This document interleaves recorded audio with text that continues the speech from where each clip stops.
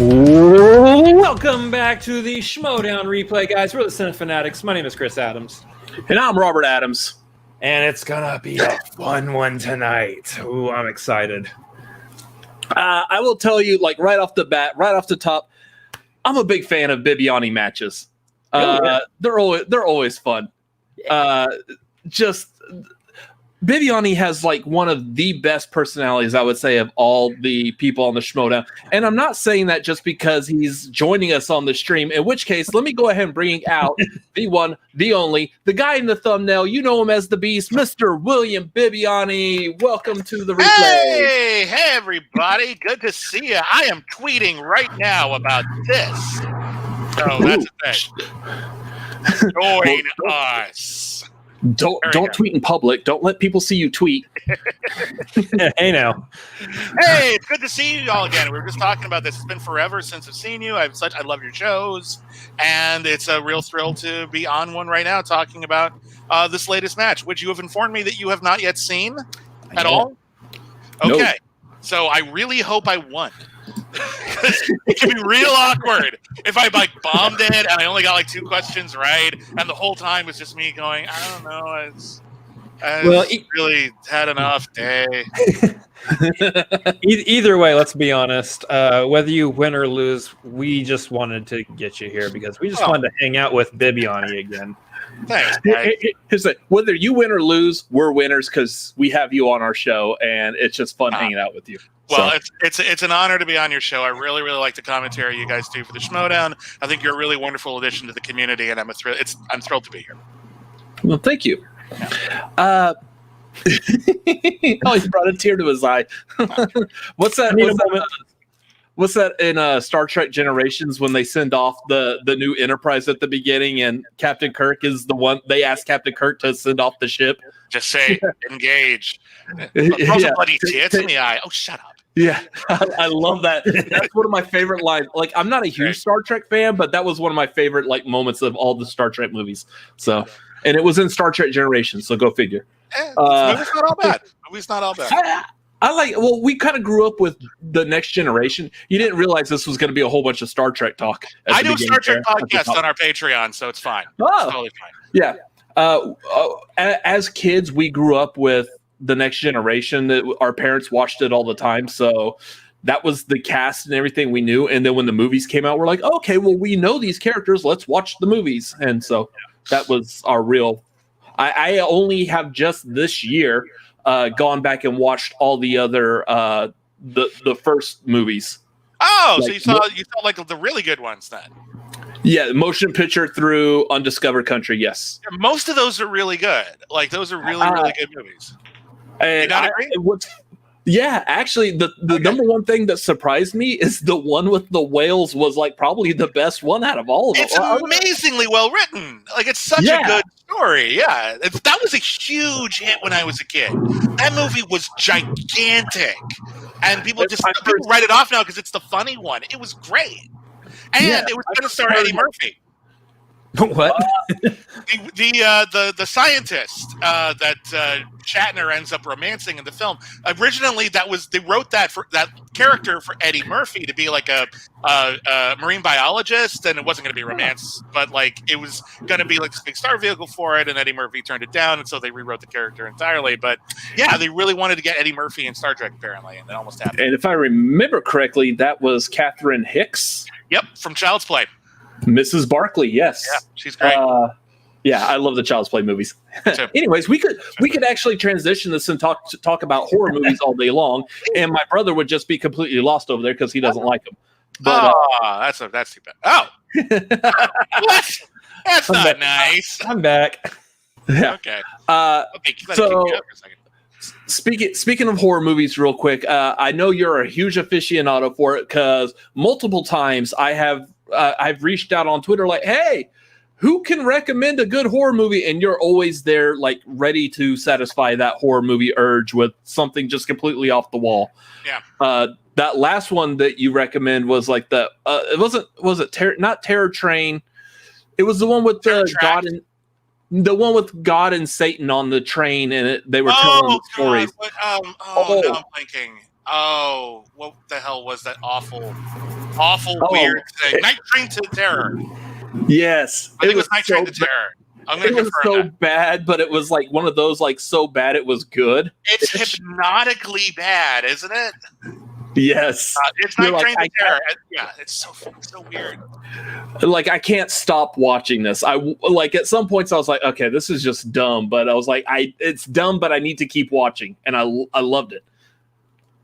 And he froze. We lost him. Okay, so we know when Video Jew freezes, we dance. I don't know what we do when Bibbiani freezes. He's back. Okay, you guys froze to me, so that was weird. Oh, okay. You guys froze. Oh, this is going to be fun. This is great. We've got gremlins in our laptops. It's awesome. Well, here's the internet connections we're looking forward to as we do this show tonight. Anyway, guys, so why we got Bibbiani here? Let's talk about. Let's get into it here. We are watching the singles tournament match between him and James White. This is going to be fun because we've got a rookie competitor in James White going up against an esteemed veteran in William Bibbiani, and I'm excited to see how this turns out. So am I. Let's point out real quick that James White, if we remember, he's been on the replay before with his play-in match. He joined us for that. He went in the second round of the draft. Yeah. Which was a surprise. For a rookie, I mean that's amazing. That's fantastic. That's hype building right there. And he played very well. Now, I would say technically, I'm not a big sports guy, so I'm not familiar with exactly like the intricacies of a draft.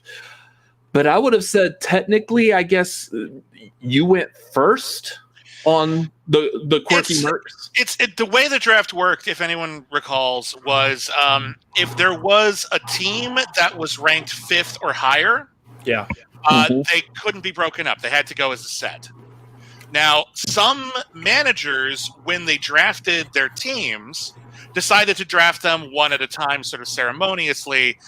You may recall that Bobby Gucci did that, and it kind of bit him in the butt because he ended up accidentally picking Roka last, and it was kind of a PR nightmare. But the thing is that he had all those teams anyway. He could have just said, "I'm going to take Goose Boss and taking the Founding Fathers," and then just sat out the stage for a while. When Coy came up, he picked Shazam simultaneously. So whether I'm second or the kid is first or vice versa is kind of irrelevant. Shazam was the first round draft pick. Yeah.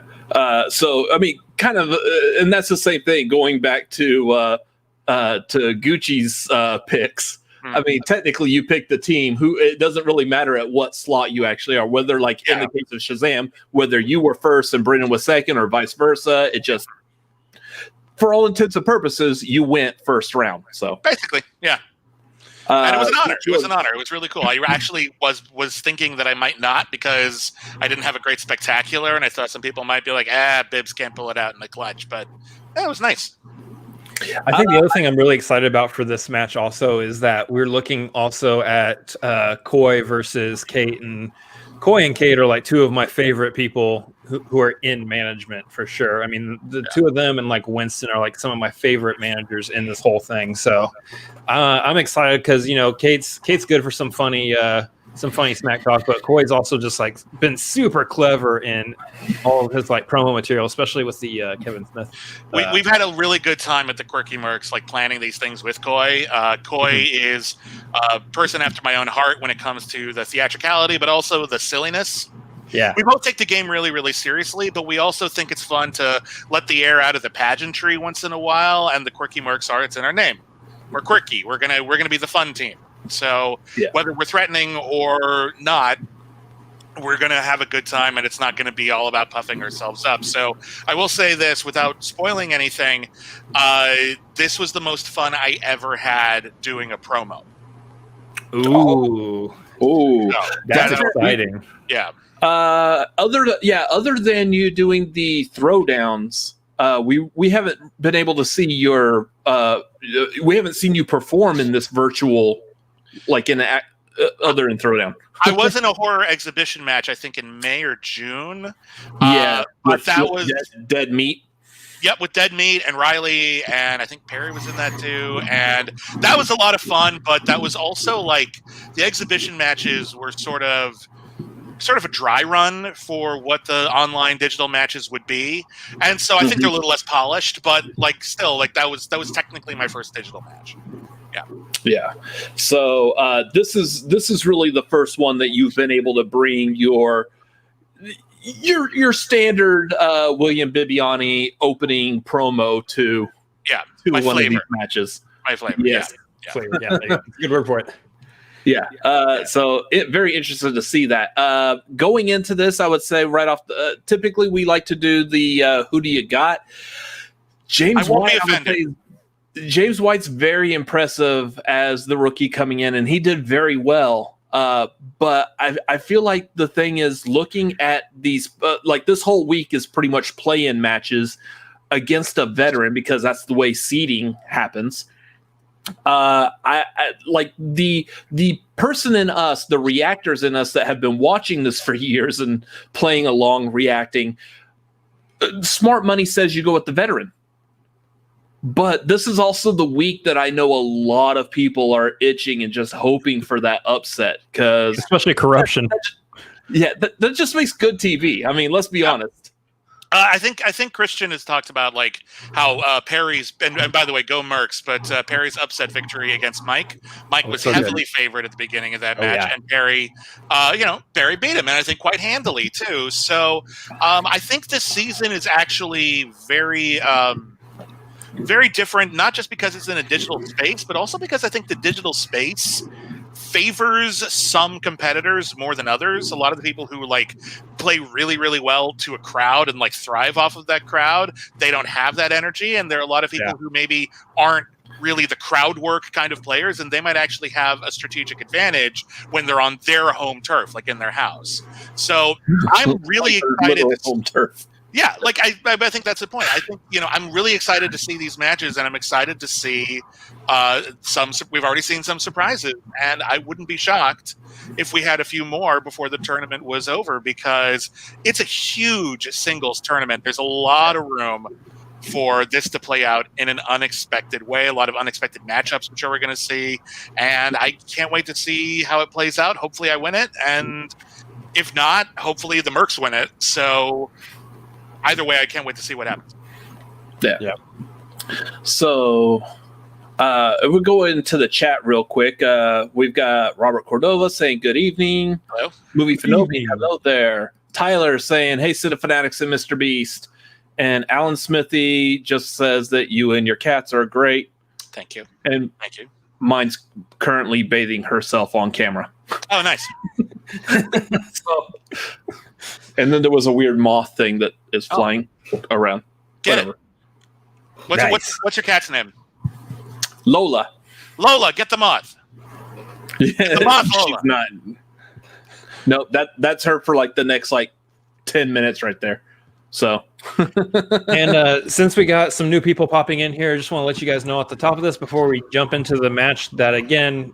The two of us over here have not yet seen this match, so please do not spoil anything until we get to that point within the match.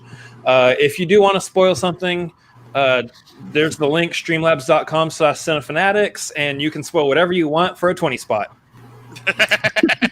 We've actually lowered that price. It's quite a deal right now. So it's the COVID special. Also, if you have any questions, comments, stuff you would like to, you could throw over to that Streamlabs. I don't know why I'm pointing at the Patreon. You can't throw questions at the Patreon. You could join the Patreon though, so you could do that. But yeah, join the Patreon. Ask the questions over there on that Streamlabs thing, or in the super chat, much like MovieFanobi has just done at the $9.99. Mominati. How about Bibbiani? No verses tonight, Adams. A delightful, sweet, competitive cat dad standing in front of a trivia stream, asking a wheel to love him. I won't spoil amazing intro bibs. Thank you very, very much. Thank you, Ted. I feel like that's a movie reference he made in that. There's a subtle movie reference. There's a movie reference, actually. Yeah. All right. Well, let's go ahead and jump into this match because I'm excited to see both the promo and how Bibbiani does here. Yeah, me too. Oh.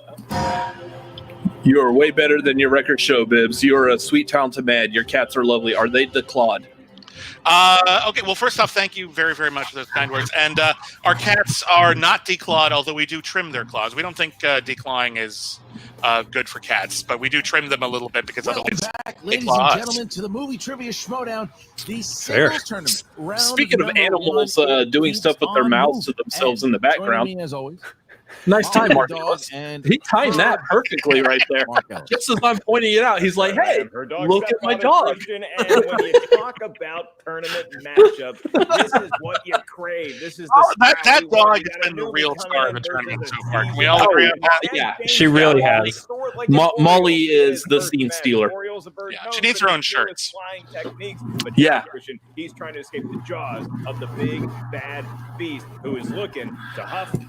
Dave McFly, that would be Jimmy Olsen. Both of them, because if you look, James. That's right, it was Jimmy Olsen. You're right. Playing match. The only person from the cast of the Superman movies to show up in Supergirl. Meyer Burnett picked him up as a second pick Yep. overall in the Droogs. He was traded for Brandon Hanna to the Den, and there was Brandon a lot of pressure on him. And himself, he didn't have the best game. He's very talented. But what he showed, we like Brandon and Hanna here. I like him. There. A lot of I like him. I think he's doing really, really good things with his heel work. I admire it intensely. I was never any good. And they give up. He didn't do that. He stuck in there. I'd like to see him go up against Chandru again at some point this season. Yeah. Maybe. Probably not this season, but because I want to see him up against Andrew Guy for a heel off. He's not a quitter. Ooh, that'd be good. Although Andrew Guy isn't really a heel right now. He's doing his own thing, whatever it is. Andrew Guy is not heel, face, tweener. He is literally just being Andrew Guy right now. Yeah, I literally don't know. I mean, they don't tell me the storylines. Like,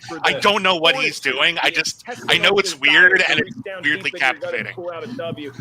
Yeah, it's some of the most fascinating character work I've seen on the Schmoedown in a He's while. very committed. I admire the hell out of him. Which is it's a great testament to Andrew Guy's ability to act and perform.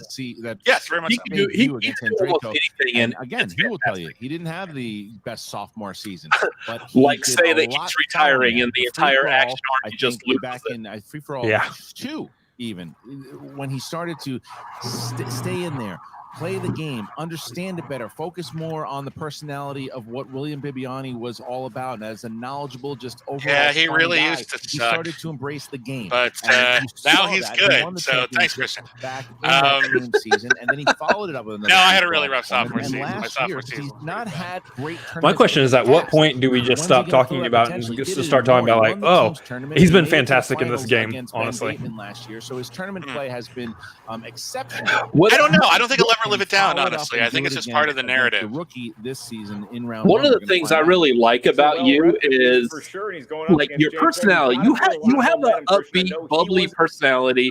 You're a great person to talk to. Thank you. And you come out. Your entrance music was "Hello Zep." Yeah, like one of the most creepiest horror pieces of music outside of something done by John Carpenter.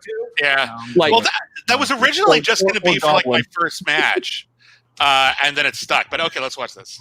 Yeah. What have you been doing during quarantine? And to them I say, hanging out with my cat.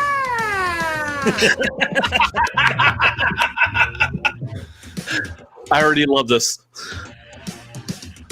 It's got Cat's best ever. William Bibbiani. Yes. That's who's back. Yes. William Bibbiani on a all-time legendary role. You can see why I enjoyed making this one. I love me some Spidey Cat. This guy's tough to beat. Winward is fur too long for the beast. Today is perhaps the day. Bibbs plays a perfect game. Oh, it's not about dance. Oh, the dead mother getting out of the shower while playing live. We're playing this. Kate, you got it backwards. See, take the shower afterwards. Why does she have her purse in the bathroom? I'm here to play.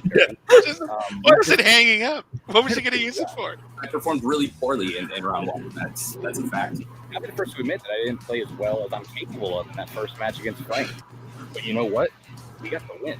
And that's what matters. And I proved that day that it's not about how you start, but it's how you finish. be able to run through round 3 and pull this out, and it just feels amazing, especially to get points for my faction. Sergio, strengths, healing people.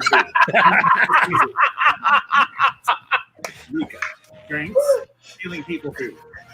Catherine Bigelow. James White looks like a really tough opponent. What do you think?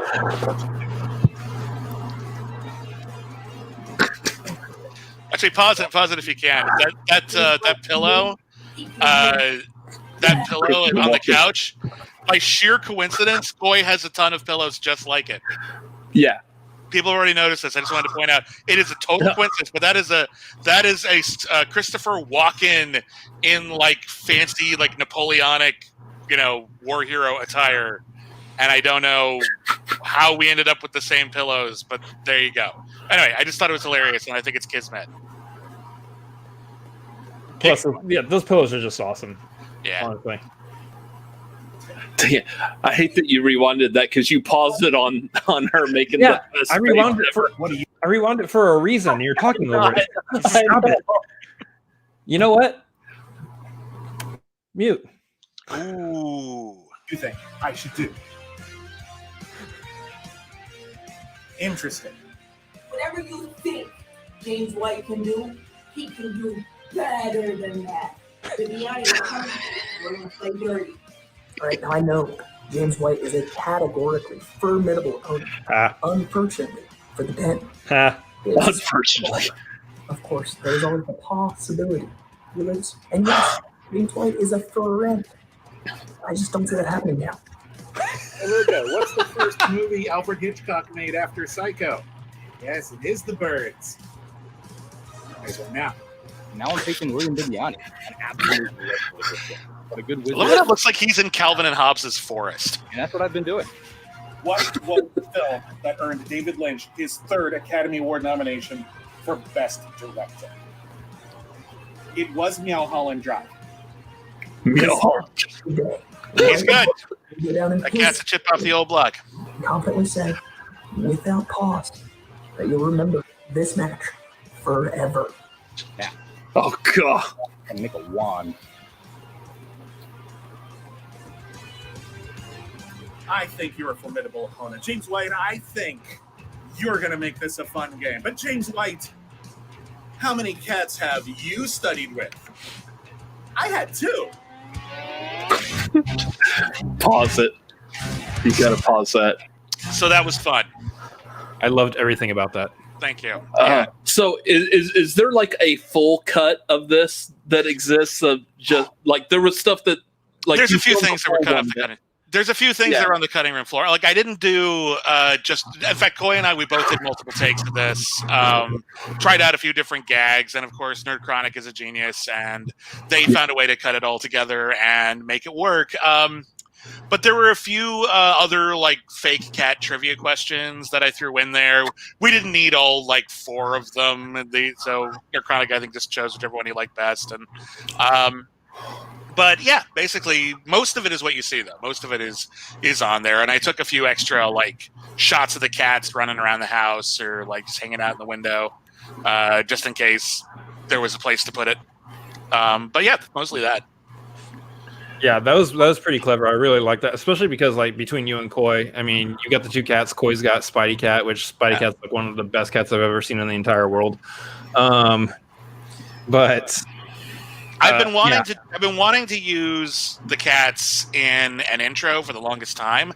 Problem is, they're cats. They don't travel well. I'm not going to take them into the studio and run the risk of them running around, getting lost or scared. That would be very irresponsible.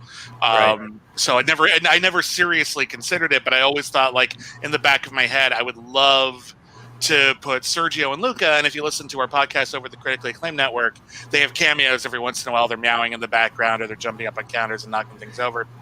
I always wanted to put them on camera a little bit more because they're wonderful and I love them, and they're my little guys. Well, they're our little guys, but yeah. So this was the digital era was actually the perfect opportunity to do a cat intro, and Coy was all for it. As you can imagine, he was very gung-ho and excited to do it, and he wrote all of his own puns, and it was a real treat. And I was very curious what the Den would do as well, and I know that they're very funny over there too, and indeed that was a nice, funny, weird intro on themselves. So I think we had a really good promo this time.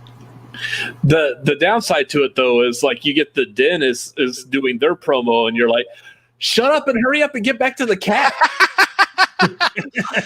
Oh, that's not good. No, y'all are awesome. You're a good faction. Let's get back to the cats. Well, I mean, obviously, we are trying to take the limelight.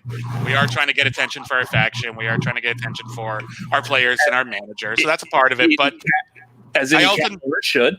Yeah, but I also know that Kate's a brilliant comedian, and they would hold their own. This wasn't going to be like they would do something really dry and dull. I knew that they would do something funny because she's incredibly funny, and so fortunately it all worked out. And I really just like the way that promo worked out on all sides. I think everyone did a really, really great job on it.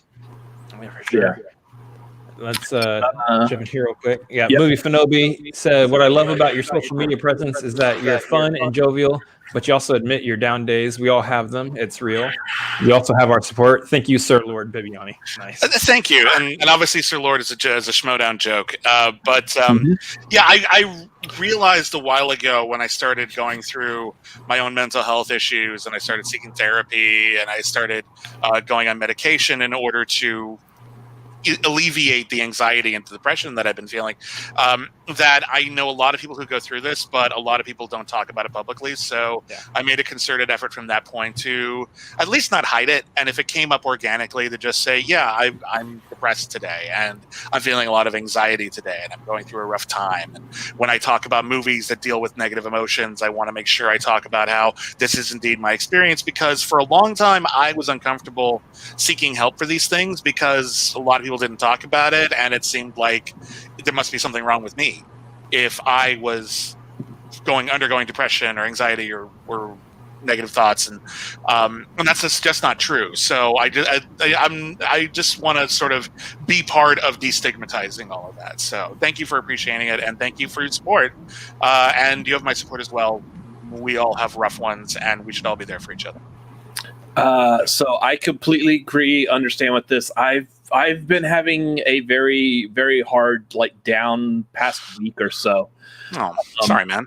This is my ability to hey, and it's definitely one of those. We're gonna quickly bring this down just for a minute, but it's turn the camera on, perform, because this is what I enjoy doing. But it's after the camera turns off, it's there's the crash.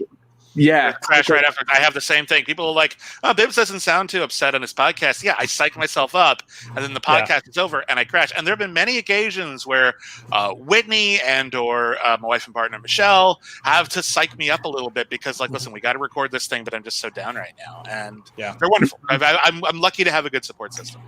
So what people don't understand is that it takes a lot of energy out of you to get up into that position. So once you're done, once the camera is off, it's crashing back down to earth. And I've learned some hard lessons about what I am capable of. I'm getting older, my body is maybe not producing the same amount of adrenaline that it used to, and I've learned that I need to actually pull back sometimes. In fact, this actually applies to the Schmoedown.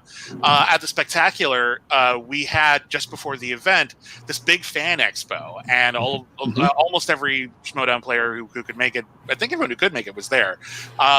And it was great, and we got to meet all of the fans. But there were so many fans. I think we were all surprised by how many people showed up for it. That I ended up sort of using up a lot of my energy on socializing. And by the time I was hitting the stage, I was starting to crash a little bit. And I know that affected my performance. Would I have won my matches? Who can say? Maybe not. But I think I could have done a little better. And as a result, when we did the live show in New York, I told Coy, you're my manager now. I can depend on you. Would you please prevent me from doing too much socializing in the hours before the match? I can do all the socializing in the world afterward. We can hang out with the fans for as long as we can, but beforehand, I need to conserve energy if I'm going to do a good game. And that was a tough lesson to learn, but I think it made me a better player.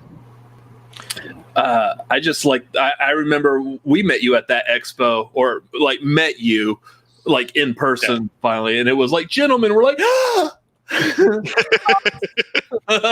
type of thing.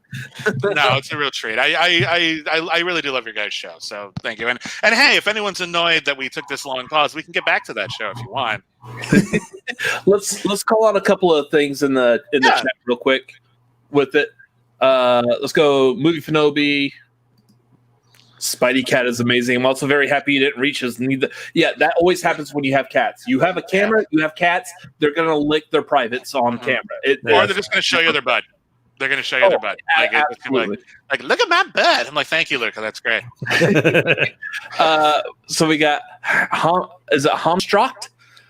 Did Ellis lose some of his love for the game? I get the sense that he's gotten a bit annoyed with calling matches after that bird calling. I don't know. I don't think so. I don't think so.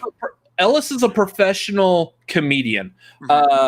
Comedians are used to having like that feedback coming up. Sometimes the feedback helps feed them. Sometimes it's something essentially they have to defend against, I guess is the best way I would put it.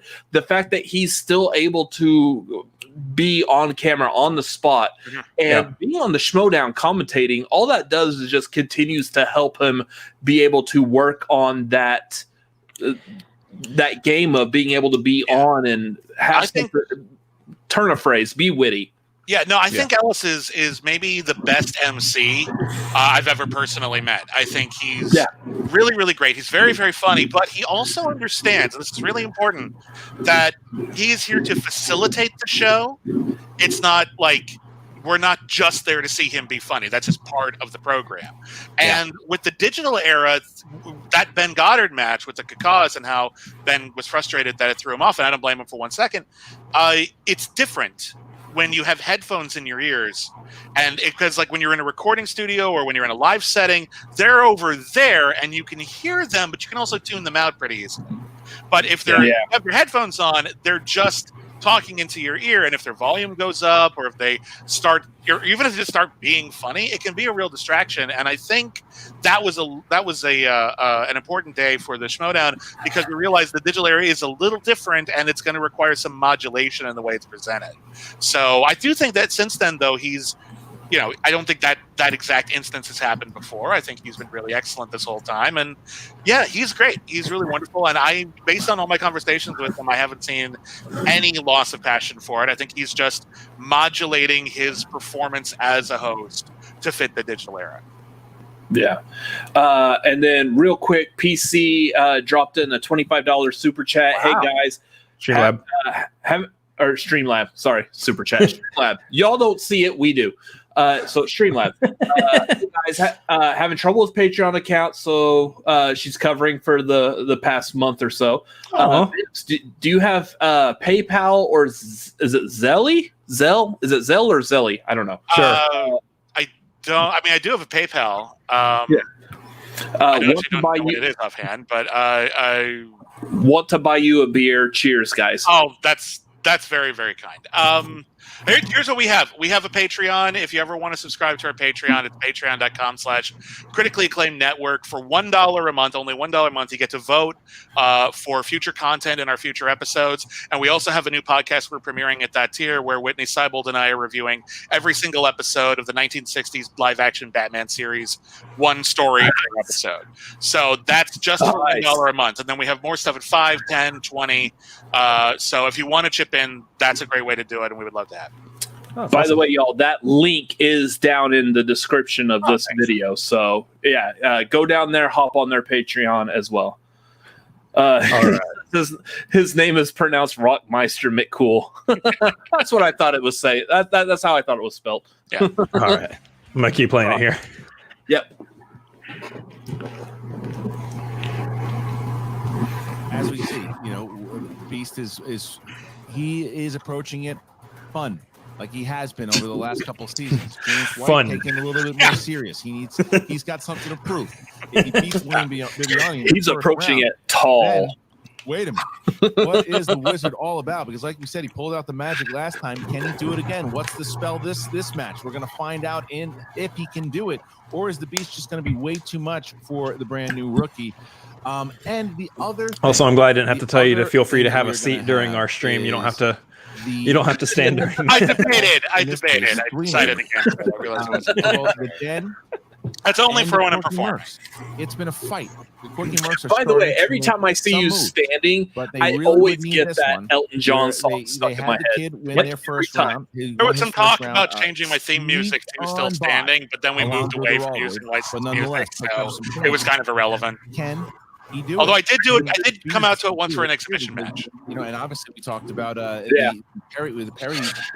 They're moving right now. They're moving right now, and they need William Bibbiani. Now I got it stuck in my head. if they I'm want to still get standing. closer, because that's what they do. So, Yeah, I really do like what the Quirky Mercs have been doing in this digital age lately. You guys have been like rising up the ranks. Yeah, we didn't put all our eggs into the entertainment Star Wars basket. Like, we had a great Star Wars player, and we had some people who stepped up for Intergeekdom when Mark and Appa couldn't play. But yeah, we really committed mostly to being a singles and teams faction, and this year did not favor singles and teams play, and we only really have a chance now to start making up ground. And I'm very proud of how we're doing so far. Grace probably have something to say about that as we bring in both Coy Jandrew, Fake cat, real cat, and Grace. All right, let's start with you, Coy. You are coming off. So say, hey, Bibbs, do you like the new Harley Quinn series? I haven't seen it yet. I didn't have DC Universe when it was DC Universe exclusive. I believe it's on HBO Max now, which is exciting, and I do plan to watch it, but I haven't had a chance to sit down. I watch a lot of stuff from my podcast. How important is this? If I get to watch anything for fun, it's usually something very light and frivolous, like a game show or a cooking show. Yeah, some easy to watch. I have seen both seasons of the Harley Quinn animated series. I like it. Everyone I know whose opinion I trust says it's a really good show, and I'm definitely going to check it out at one point. It took me a while to get over the fact that they're dropping like curse words like almost every other word. And I was like, yeah, that's not what I'm used to in the comics. Yeah. So that seems a little bit weird and out of place, but the storytelling is fantastic. Grace just I love it. threw me under the bus there, assuming that you and I would have some sort of back and forth because I dare. What do you prefer to be called? So many of us call you Bibbs. Do you prefer William, Will, Bill, Bibbiani, Mr. Bibbiani, father of cats, cat master? Okay, the cats are the masters of themselves. Thank you. Generally, yeah. If you know me, if you know me well enough to say hello, by all means, please call me Bibbs. More formally, I'm a William. My dad was a Bill, or just a Bib singular. So we just sort of fell into calling me William so that it wouldn't be confusing if someone said hi to us or if my mom was calling us from another room. Yeah, and the Beast or Mr. Beast is also good too. I'm actually trying to transition a little bit more into being called Mr. Beast. I feel like I've been on the show long enough to have like a bit of an elder statesman quality. Now, the thing with that to keep track of, though, is there's also a very popular YouTuber known as Mr. Beast. I did not know that. Big match here. Oh, yeah. Oh, no. So what do they do? I can't explain it. He gives money to homeless people. That's what he does. Oh, that's nice. That's part of what he does. That's a small part of what he does. He does a whole bunch of like crazy stunts and stuff that usually involve giving away a bunch of money. Sir Kate Mulligan, perfect. That's wow.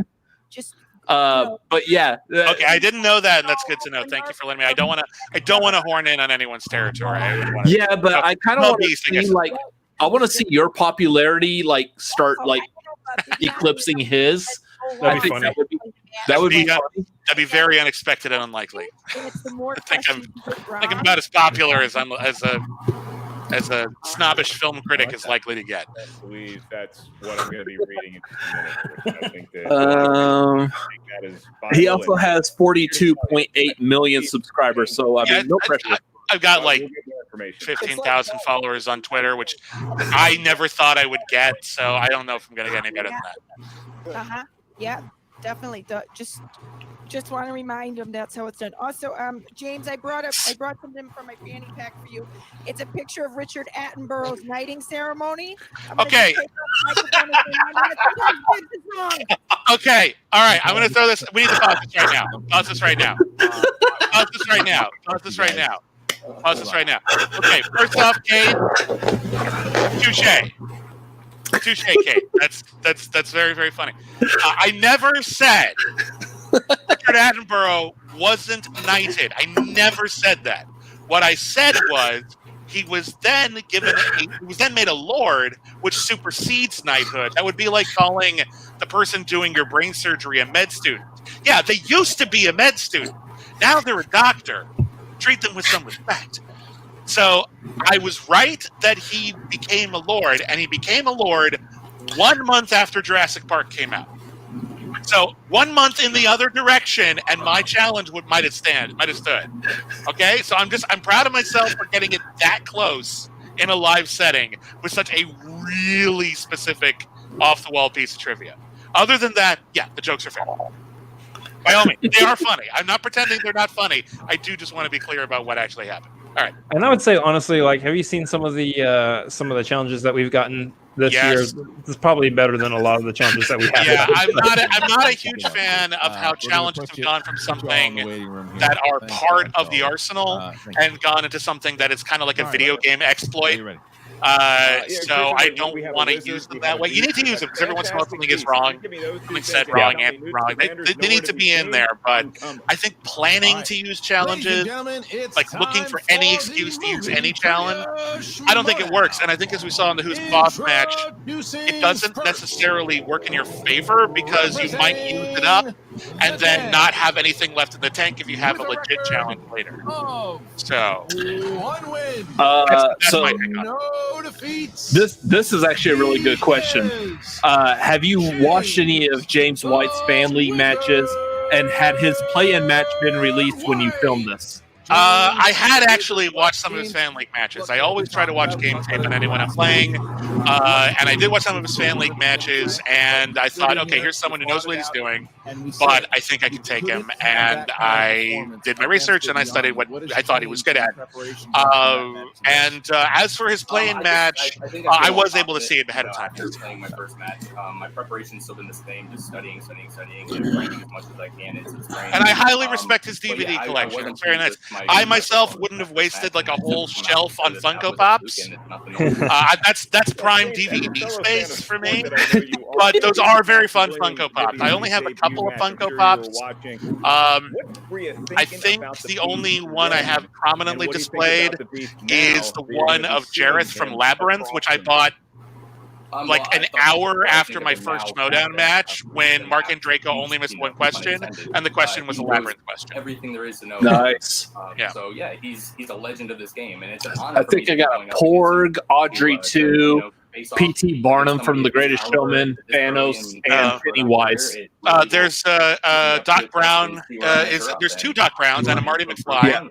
Two Marty McFlys. Three Doc Browns. Are there three? Oh, you're right. There are three Doc Browns. Thank you, James. That's gonna put you in the waiting room here as we. Yeah, he showed us on when we had him on. Like he has like every Back to the Future one except for the Marty and the DeLorean. Oh. With a record of 10 wins, 8 defeats, and 4 knockouts, he is the 2019 Ultimate Schmoedown Teams Tournament winner. The Ultimate Schmoedown 2020 singles finalist and the fourth. Goodness, the accolades. Yeah. I feel like we can shorten it a little bit. It's fine. You can just say it's Bibbs. The guy who's won a whole lot of things. And lost a whole lot of things, to be fair. Yeah. Oh, this is my little guy. Oh, thank you so much for joining me on this episode. Yeah, Luca decided to join in a little bit for the actual show. Snacks? Thanks for blessing me with you. And it doesn't really read, but I actually have black cats on my Hawaiian shirt. You can kind of see it on the right. Ooh, Luca, do you want to have some James White snacks? No, you just want some tuna. But that's okay. We all have our strengths. Well, William, it's a pleasure to have you back. I love how Luca always puts his paws on my beard. He doesn't really read because it's a dark shirt, but yeah, you've been missing the game. Soft and fuzzy. I haven't seen you. That is such a cute cat. In a pro match since He's just chill. January in New York. Yeah. And Merle, and it was. I know that you were not. Obviously, it didn't land your way, but I know you. Who's more chill, Luca or Molly? That doesn't happen. Molly. And here we are. So, Molly's A, catatonic. How do you feel about getting back in there? And B, how do you feel about going in against rookie James White? Look, I am just Look at that face. Look at those eyes. I know. Look at his mouth too. He has this little like white line around his mouth. It makes it look like he's smiling. You got a little cat smile. He's the cutest current cat. They claim that I have been shoring up some holes in my film knowledge. I have been watching tons of movies every single week. I've been doing research. I have been trying to make sure I don't have any weaknesses on the wheel anymore. But this is true. This isn't just talk. I've had a lot of downtime between these matches, and I've been using it to study as much as I can. Anyway, Lucas work back when Nick Bakay was doing. I think that's like the best. I mean, that's what you got to do in this season, in this era. Like we all have a lot more free time. Might as well get better at the Schmoedown. Yeah, I've been working this. I've had an essential job, so I've been working the entire time. I'm sorry, dude. I mean, thank you for everything. That's no. But thank you. Seriously, I don't want to feel like I'm complaining about it. You get to complain. It's a hard job and it's a hard year for everybody, and it's risky. And we really appreciate everything you're doing, man. Thank you. I thought I think it's great, and I can't wait to play him. And if I didn't think I could win, I wouldn't be here. So I'm going to try my best. But you take everyone seriously, and I can't wait to see how how you hold on to the cat while doing a whiteboard. Oh wait, Luca's about to. Luca's going prone. Luca's about to leave. It's like when the cat's over it, the cat's over it. I don't think it's fair to have someone you've been training with in the room with you while you play. So at this point, I put him out into the hallway, and that's it. Don't need anyone accusing you of cheating by having the cat there. Would never, not a million years. All right, so have made it to the virtual battlefield here, Mark, and they are ready to go. Can you tell us the rules around number one? Is Molly alive? That's what I was wondering too. I saw the leg twitch. I'm like, all right, rigor mortis is kicking in or something. I don't know. Okay, well, first of all, yes, despite what your managers may have informed you, at the most points at the end of the is points total that's going to win and advance in the tournament. Having said that, in round number one, you're going to hear 8 questions. 8 different corners of the movie. Schmoedown know how each question is worth 1 point. Oh, we're getting our whiteboards out? Getting them ready. Okay. Oh. Let's see how I do. We ask you by name to reveal your answer. Please show what you wrote to the camera. Anytime you verbalize your answer. That's a nice thing about the replays. We've rarely had anyone who's like guest starring on this. Playing along with us, so it's quite refreshing, and appreciate the fact you're doing that. Don't worry, he also owns an adorable puppy. Look, I paid for the whiteboard. I got to use the whiteboard. Absolutely. Your manager will have to ratify. This will be less about your actual knowledge of movies and more about your memory from this match. The background cheerleader. All right, we start with also depending if you've also watched this earlier today. And I did want to see like the reaction to the promo, so I did watch some of it. Yeah. Schmoedown. Question number 1, and that falls in the realm of action adventure. Action adventure. Here we go. Patrick Swayze plays the tough as nails character known as Dalton in which 1980s film? Oh boy, the 1880s man. No, you got to make sure that you're in the right decade, the right century, the right moment. 5, 4, 3.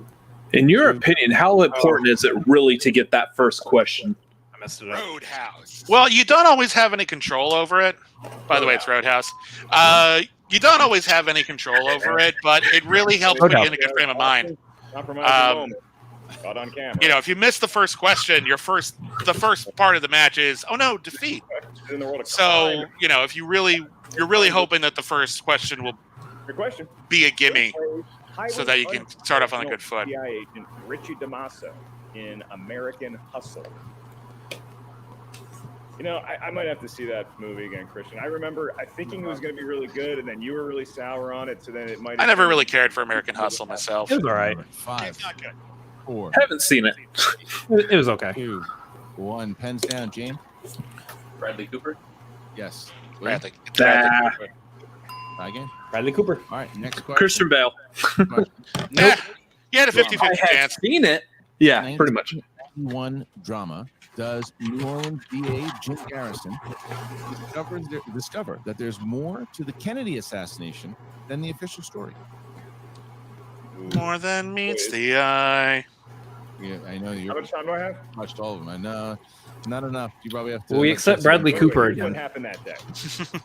5, 4, 3, 2, 1. Hands down, please. And Am I right? And to the left, it's JFK. Don't overthink it. Don't overthink it. Oh, overthought it. I did. That's something that they're doing a lot of. I notice there's a lot of questions that are like sound harder than they are sometimes this season, and I think that's really good question writing because you want to go off your instinct, but you can't trust it. How do I like go back and undo what I already written? It's Ford v Ferrari. Why is everybody saying V now? It's versus. It is versus. If V only supposed to use in court case. 4. So it's Yes. I loved Ford versus Ferrari. 1. It's a really good movie. Hands down. It's so and good. James. Christian Bale. It's a Yes. comfort movie now. Christian Bale. Christian Bale. Sorry, William. Yeah. Beast. Now it's Christian Bale. Okay. Yeah. Bradley Got Cooper. there. Fantasy / sci-fi. Which actress plays the fairy godmother in 2015's Cinderella? This one was actually an easy one for me because I actually interviewed her at the press junket for this. Chime in on our banter. Good banter. Only because of you. 5, 4, 3, 2. Repeat the question. Cinderella is like the one Disney live action movie I haven't seen yet. I actually argue that Cinderella is probably the best live action Disney remake. Yeah, I Because definitely. not only is it just well made, it actually like improves the story. Like, Have you seen Mulan yet? I have not yet. No, I can't afford it. But at some point, I do plan to get around to it. 4, 3, 2, 1. Pens down. I got it. I know I'm wrong on this. What do you got? William. Helena Bonham Carter. Helena Bonham Carter. Oh, okay. Meryl Streep. Yeah. Not a bad guess. You're right. I interviewed her for this, and at this point, she had already done Alice in Wonderland and Cinderella. And I asked her if there were any other Disney remakes she wanted to do, and she took it really seriously. And she thought about it. She said she really wants to do Bedknob and Broomsticks and play the Angela Lansbury role. And I'm like, That's a good one. Please do that. Puppets. The Happy Time Murders. Oh, who was it? Thank y'all for reminding me that this movie exists. Who was it? I had a few. I was one of the few critics who didn't hate this movie. 4, 3, 2, 1. Pens down. And James. Melissa McCarthy. Yes. Oh, duh. Melissa McCarthy. Yeah. Melissa McCarthy. I said Elizabeth Banks. Move. That's not a bad guess. This is number 7. God, I think she might have even been attached to it once. Or no. Minus 1 point for William Bibbiani. What horror franchise involves a ghostly girl named Samara Morgan, who is seen in a first? Which is funny because earlier I was just like playing around on YouTube before we started filming this, and I watched the pitch meeting of this movie. Oh, 3, it's funny. 2, 1. Hands down, hands up. Hands down, hands up. And William. The Ring, but specifically the American version, because her name is different from the Japanese one. And Otherwise, it would be Ringu. Yeah, but Ringu translates to ring, and I thought if they really wanted to, that could have been a challenge. So I thought, just in case, White put down the year for the American The Ring or whatever, I wanted to make sure I had my bases covered. For the point. Same rules, no stealing. A little CYA. Question or this question in the world of animated movies. It's on my hand, computer. The question: name the 2013 animated film in which a caveman family must trek through an unfamiliar, fantastical. Oh, what was that called? Boy. so we are seeing James White already having a better. Oh, jeez. And he knew. I can see it. I can see the characters. I can't remember the name of the movie. 2, 1. Pens down. Yeah, and it was James right on the tip of my tongue too. Yeah, there it is. Yeah. Yeah, the Croods. I was like, perfect game. Oog, So now Droog. No, it's not Droog. Now we look for the bonus question. Definitely not Droog. Because you both got perfect game, you are going to write it down the same way as the previous 8 questions. Double perfect round. Here is the question. It's called a double dewberry. And James, you ready? Right. What family comedy has the following tagline? She makes dinner. She does windows. She reads bedtime stories. She's a blessing in disguise. Yep. Kind of like, no. Don't say anything. No part of that sounds like me. What I've constantly been learning is that I should start studying. Even for our videos, I should start studying. 4, 3, 2, 1. Technically, I shouldn't answer this because I didn't get a perfect round, but yes. And James, yeah. But I'm not passing up a Mrs. Doubtfire question. Do you remember Mrs. Doubtfire's first name? 9-8, still 1. Euphovagina or Euphovagina. Wow. Wow. And you're going. Competitors All right. we don't have 2 wheels to bring to their house. Not on our channel. We don't do this. It's Ephigenia or Ephigenia. Ephigenia. Here's the thing, like comedy aside, I've never been able to pronounce that properly. Like she doesn't pronounce it kind of normal either. It's Ephigenia. Round number 2. Yeah. And then when she talks about when people like for her friends, she says Effie. So like that's her shorthand first name. Effie. Ephigenia. I feel like I did enough to get the point across that I know the name. I just can't. It depends on how nice the judges are being. We're tied going into the bonus. I've never been able to pronounce it correctly. EJT eat it. It's fun. He has the decision to make with his manager whether he wants to first or defer. Try Santa Sword Taurus tops. I love Kate's worried face. She always looks deeply concerned. What do I do? Congratulations on the extra point. That feels good. The choice, I believe in momentum. So I love that you're 1 point ahead. I tend to go, we lean into that spin, but there is merit. Someday, if and when I get a cat for myself, I want to be the kind of cat owner that has a cat pillow. Yeah. In the shape of your own cat, like in the color. Yeah. That's what I think I might do, because my cat Lola is getting old. So I might try to start looking into that and go the Lola as a pillow route. Oh, that's sweet. Yeah. And Sergio is about, I think, 18 years old. Ooh. And he's very spry for it. Like he's getting a bit more sleepy. Like he just takes more naps. But other than that, he's still very, very healthy. But Luca is only about 2 years old, and we got him when he was only a month old. And boy, are their energies different. Like Luca just wants to play and scamper, and Sergio is just like, no, we're not doing that.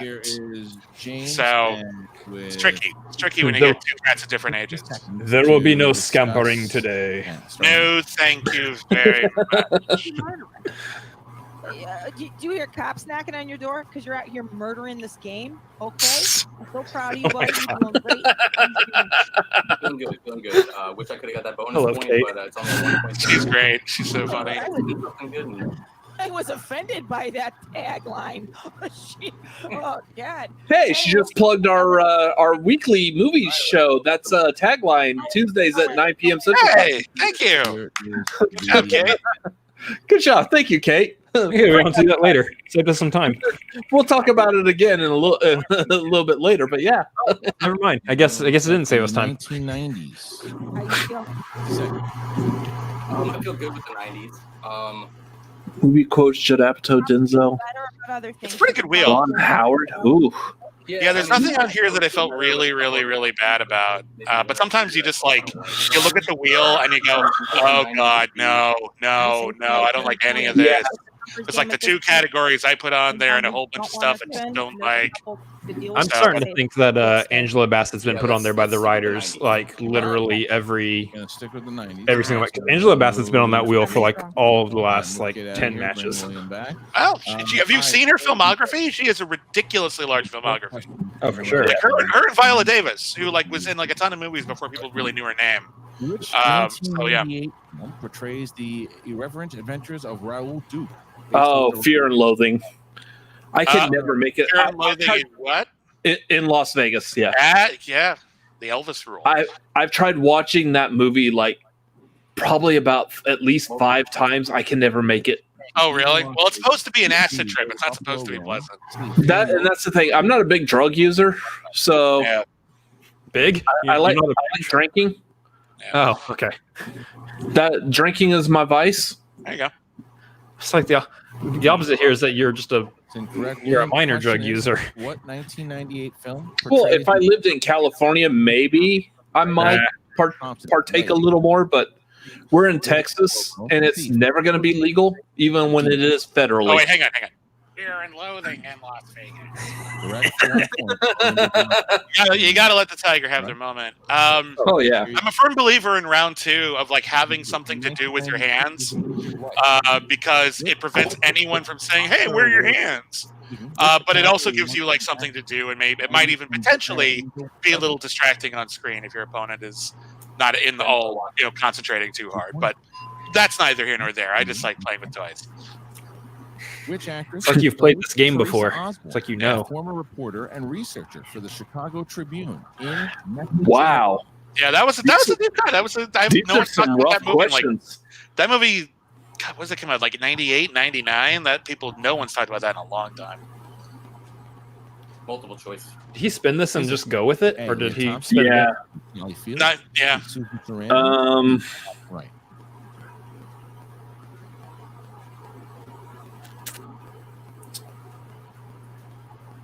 I would say probably. Yes, you can. Once A. Leah Thompson, B. Sally Field. I would go with probably Robin Wright. Yeah, I have no clue. If it's late 90s when that movie came out. 5, 4, 3. Robin Wright. For 1 point, that's correct. Yeah, educated guess. She's coming off the high of Forrest Gump. Forrest Gump was early 90s, though. 94, yep. Yeah. Mills commits the last of the 7 deadly sins at the end of the film. What is that Oh. Wrath. Yeah. It doesn't affect the question, but a part of me is like, maybe was Envy the last one? Because Envy, like, is the one that gets him. I don't know. Envy was John Doe's. Right, but like, Doe, is it really last? Bring back John Doe envied Mills's life. Yeah. And then Mills kills John Doe. I just think there's an argument to be made that Envy was technically the last one in the film, but it's neither here nor there. The question's very, very clear. It's clearly Detective Mills. Yeah. I said they go hand in hand. One doesn't happen without the other. So Exactly. I agree. There's an argument there for it. Yeah. I'm feeling good. Thank you for reminding me. The adrenaline pumping up, and you just want to soldier on, and thoughtful strategy really, really helps. As I always say, play it coy. I want that on a shirt. Let me know. I want that on a shirt. I want play it coy on a shirt, and I want coy maybe like in the Quirky Mercs like shirt with the banana. Just maybe doing one of these. It needs to have Spidey Cat on it. Yeah. Play it coy with like Spidey Cat at the bottom. How to play the game first. I don't know if it's just window dressing, but this koi kid knows how to talk to me. Yeah, so far so good. Come on, horror. Sure, 60 seconds to decide starting now. I'm a firm believer when it comes to the wheel that a bird in the hand is worth 2 in the bush, unless the bird in your hand is also a grenade. So if you even kind of like the category you get first, it's not worth the risk. Spin it again, get horror, so I can answer horror movie questions with you on our show. I'm sorry. That's not going to go your way. It's not going to go your way. Dang it. Also, if I know you're you only said 3 no points spoilers. behind. Yeah, especially if you're only like 3 points behind, then you definitely go with something that you're moderate. I'm talking. Every time there's been a horror movie exhibition, like we haven't done the reactions to those publicly, but we're usually just watching them on our own, and I'm usually like holding on like with you in those. Well, again, Christian is saying that he does want to have a horror tournament next season, so let people know you want in. Maybe we can get you in the draft next time. Real question. 2 points.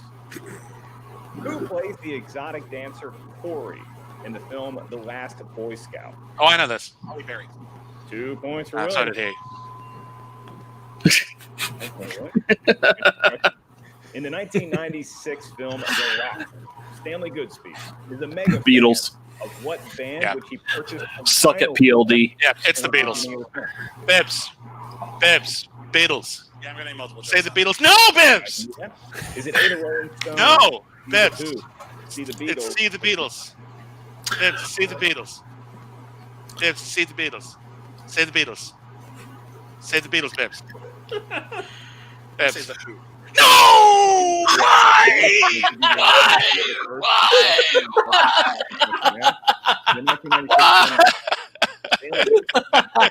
What band he purchased a vinyl of in the beginning?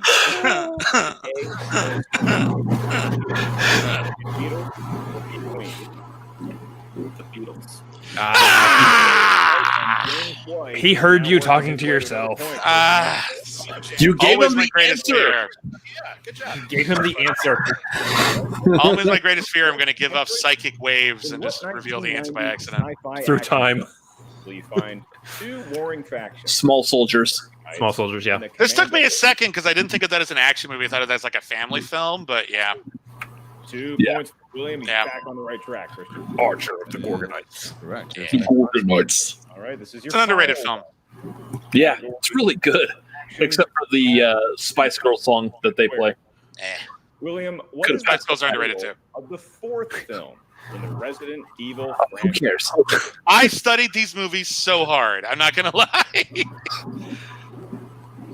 Resident Evil Afterlife. I don't know. How Resident Evil Umbrella something. Resident Evil 3 through 5 is a ridiculously entertaining series of films. They're not like well made or anything, but they are very, very, very, very weird, and I enjoyed the hell out of them. But I firmly believe that you the should. first one. No, the first one's bad. I actually don't like the first one. I like the first one. Apocalypse is almost unwatchable. Like Apocalypse is almost unwatchable. Like, and the sixth one is just not very good. But 3, 4, and 5, there's a lot of really inventive, crazy, weird stuff in it, and I can't help but throw up my hands and just go, "Screw it! This is entertaining. Let's just go with it." Versus your opponent.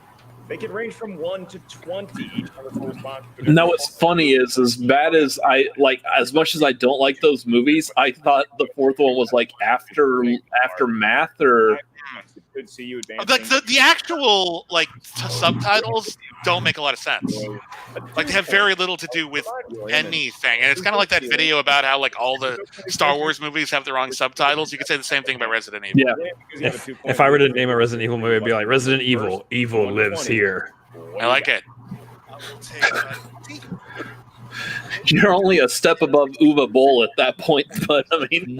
Well, I remember. Do you remember that movie Safe House with Ryan Reynolds and Denzel Washington? Yeah.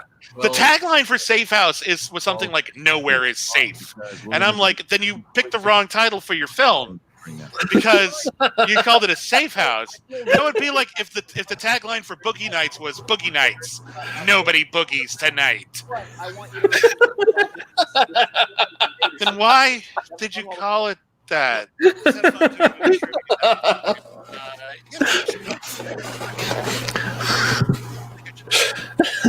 I always err on the side of not panicking in life. I got nothing. So one of those questions that, like, I could So see good. the panic taking place. You didn't panic, because your next two questions you would proclaim. Oh my gosh. Panic in your eyes, nor will there be. I just feel like if I was down, I'd be. Secret Life of Pets 3. Everyone knows what they do. So let's just soldier on. We heard you talking. And who knows? Maybe I'll win. All right. Okay, I like it. We can go for a whole hour on this. Moving on To to be Kate, honest. 60 seconds. Dr. James starting now. All right, James. How electric is that Boogaloo in Breakin' 2? Awesome. It's not as electric as you might think. Those movies are amazing. You know, there's a third one, right? Oh, good lord. I forgot. I'm talking about a dance movie. 1984, there was Breakin'. At the end of 1984, same year, Breakin' 2 came out. That's so right. popular, they rushed into production. And then a couple of years later, we had Rappin', All good. Let's get these. which was the rap music version of Breakin'. Wow. And it's not bad. Honestly, it's pretty chill. You chose the category. That would be number 2 of movie release dates. Ooh. Saving Private Ryan and Shakespeare in Love. 97. Best Picture. And were both released in what year to qualify for the Oscars? 1998. Correct for 2 points. And Boom. Okay. the game It's so easy to be off by 1 year. Especially when they throw Oscars in there. Yeah, because then you're like, was it the year they won? Was it the year they were nominated? Yeah. Yes, he did. And Barry Sanders' number corresponds to the Wild Wacky World. I hate it when they give out sports stuff. I always think they're making up names. And movies. Like, oh, that's Steve Badooby-Doo's number from the Hawaiian falafel team.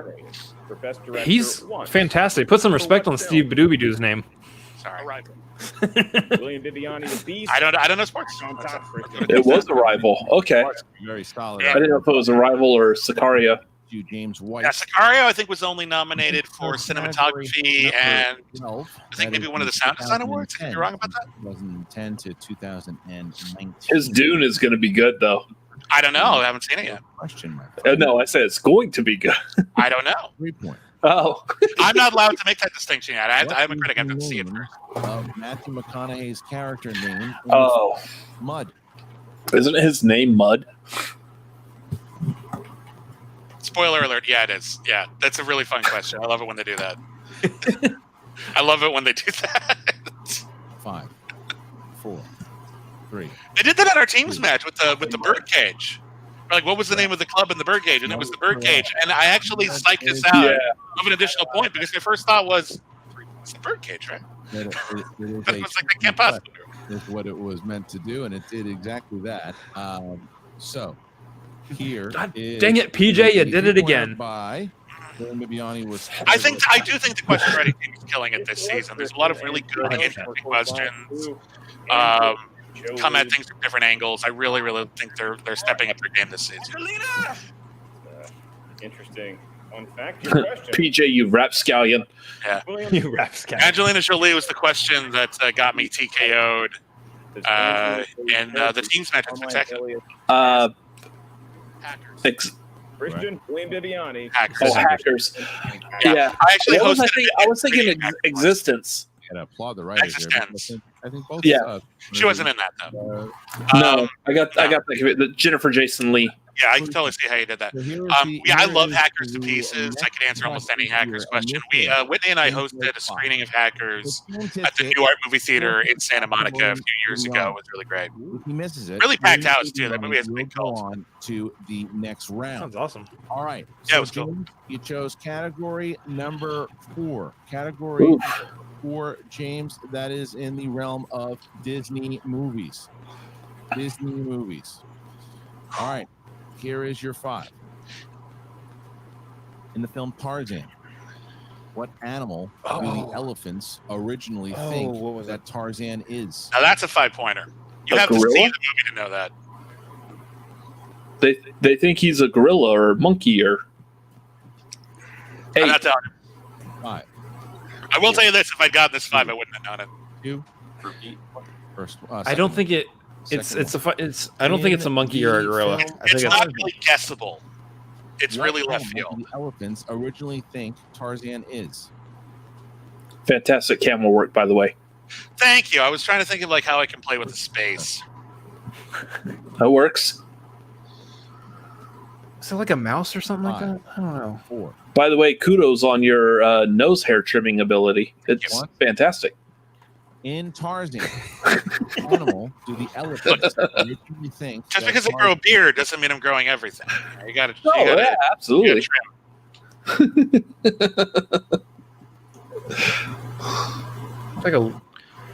It's definitely something out of left field. I can't remember. Yeah. It's like a lizard. I've seen this movie, and it's just not an important detail. Art was in my throat. Not gonna lie. Put up a good fight. No, he was good. The answer was piranha. Piranha. Yeah, because it's a water hole. Yeah, piranha aren't like native to Africa, I think. So it's like a weird joke. You could never guess that. You could never guess that if you haven't seen the film. And if you've seen the film, it's not an important detail, so you might just miss it. All the James Cameron movies have taught me that piranhas are native to South America and apparently Florida. Smart. Look, there was there that said, "Well, this is why." Actually, you know what? I've never actually seen Piranha 2. Watching a pro like never got around to it. Have you seen it? Is it good? No, I've never seen it. I just know he did that one. Answer, Yeah. experienced players might have panicked. Might I have. watched the newer Piranha movies. I haven't watched the older ones. I think I missed the sequel to the new to like Piranha 3D. Yeah, that's I missed the sequel. I like the remake though. I thought it was fun. yeah. Piranha 3D was good. Yeah, good job. It was wonderful to see this was his first digital match, so it was really interesting to watch the notes kind of percolate in his mind and watch all of our conversations take place. God, I want that Deadpool bust so bad. Oh, it's so fancy. It's so fancy. It's really. I don't watch unboxing videos, but I did because it was toy, and what a gorgeous set that is. It's really amazing. It was almost like color by numbers for how we trained. I looked it up. I was like, man, how much is this? I want one. Nope, ain't gonna happen anytime soon. There's only like one Sideshow Collectibles bust I've ever purchased, and it's good old Porkins. For your powerhouse. Nice. Provide a That's great. William Hoopkins. You weren't able Yep, to really William Hoopkins. Yeah. I actually have a real deep personal connection to Porkins because when I saw Star Wars as a chubby kid, and the only fat character is a fat joke who dies immediately. It's one of the reasons why I never quite got into Star Wars as much as everyone else, because I was like, oh, so I have no place here. Part of it. So Thanks. Wow. And then there's no fat characters in 2, and then in the third one you get Jabba the Hutt. It's not cool actually. So that kind of bugged me. Hey, but Jabba the Hutt has great taste in female bikini wear. Yeah, but he's also a horrible perv who gets everyone always makes a big deal out of the gold bikini, but it's like, yeah, what did she do to the guy who put her in a gold bikini? Strangle him to death, immediately. Well, I mean, in the show, that's appropriate. It's karma, man. And the point is that Jabba doesn't really have a lot of redeeming qualities. No. He owned and ran an entire underground empire. Yeah. So, I guess he's good at paperwork. I don't know. It's still not really. It's still not a good thing, you know. Woo! All right, I can be a businessman in Star Wars. Awesome. Nervous because let's be honest here, it's an exhibition match. I'm talking about it here in the thing about how nervous I was going into this match. The fact of the matter is I was, because if I lost this match, I wouldn't get to play again for the year. Maybe because, full disclosure, this was recorded before the Who's the Boss match. Yeah. So if we had lost that match, I would have been done, for the whole year, and that would have really depressed the hell out of me. So I was very relieved to win this, and I'm very, very, very, very impressed with James and what a great fight he put up, because I was really worried there for a minute. Here today, his performance here today. Ooh. Your next match, though, is going to be good. I hope so. Yes. It's a great matchup. I don't know. We'll see if it turns into a great match or not. But the Barbarian is really threatening. I'm not gonna lie. This is one of the matchups I'm prime looking forward to in this tournament. Honestly. Yeah. So, real quick, we just got that $10 horror trivia. What horror franchise sequels are subtitled The Tribe and The Thirst? They are not eligible for the Schmoedown because they're straight to video. They're direct to video. Yep. I believe what you're talking about is the Lost. Yep. Cry, little sister. Thou shalt not cry. Yeah, it was great. One of the great soundtracks of the 1980s, and that's saying Yes. upper echelon. Mainly just off of that one song. The whole thing is great. The whole thing is The amazing. Barbarian. I love that song. Yeah.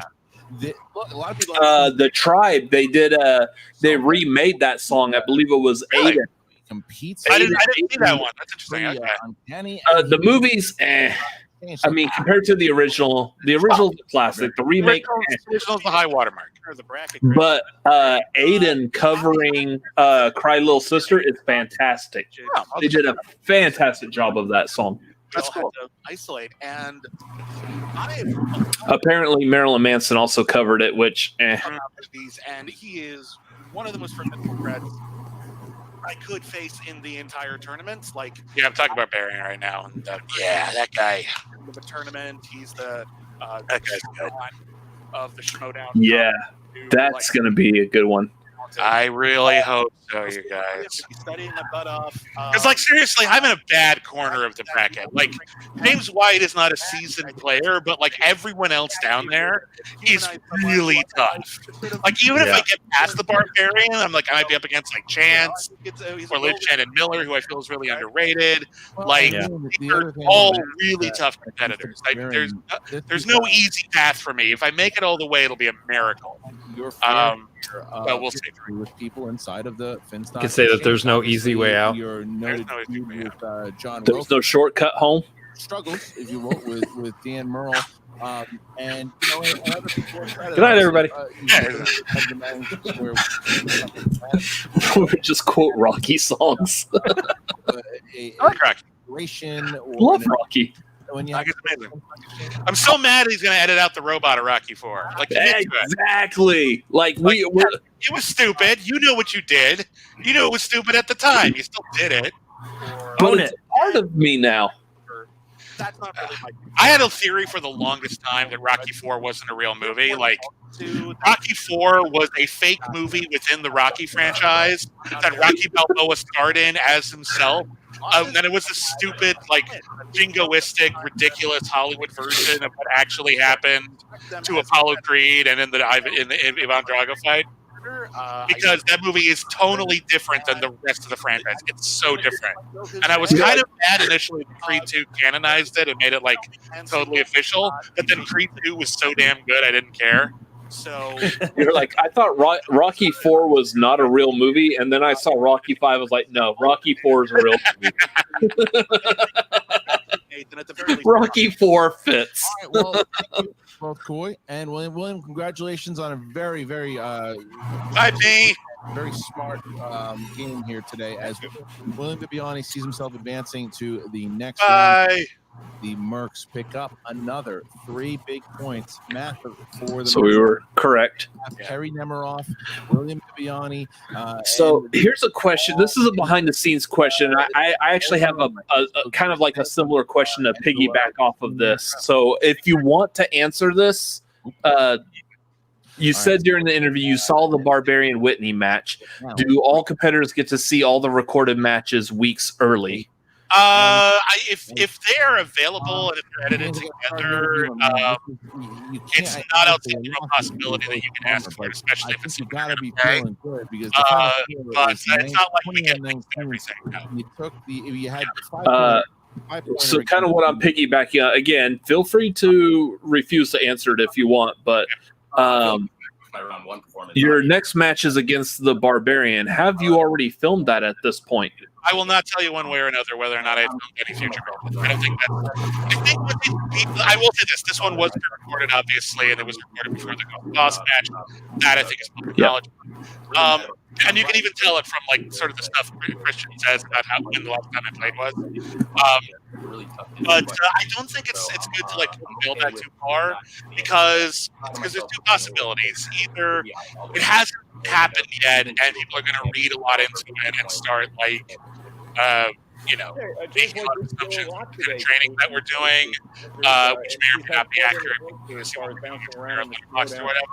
Or they'll say, oh, they've already played it, and then they'll start like scouring every single thing we've ever said about anything and try to guess whether or not you want this guy to be a part of it already. And I don't think that's fun. I think that ruins the kind of the thrill of it. So I try to play it quick. Comic book guys having to face themselves. It's a really good point. What I will say is that not all the matches can be recorded yet.